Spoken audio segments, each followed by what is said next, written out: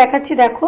তো এটা হচ্ছে পালং শাক, শীষ পালং, যেটা কিনা বানিয়েছে আলু, কুমড়ো, বেগুন এবং এর মধ্যে রাঙা আলু আছে।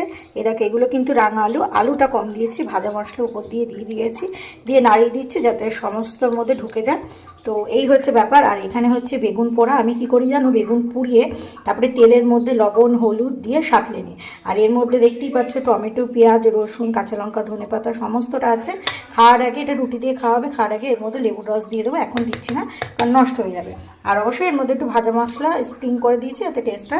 এটা হচ্ছে এঁচোড় চিংড়ি, একটু ঝোল ঝোল বানিয়েছি দেখো, একটু লাইট করার চেষ্টা করেছি, যার কারণ হচ্ছে রোজই তো রিচ খাওয়া হচ্ছে, তো সেই কারণে এঁচোড় চিংড়ি যাই হোক একটু ঝোল ঝোল রেখেছি যাতে আমি খেতে পারি।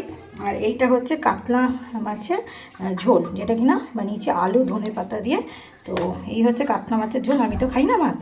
তো যাই হোক, এই হচ্ছে আমাদের ওভারঅল আজকের লাঞ্চ মেনু। তো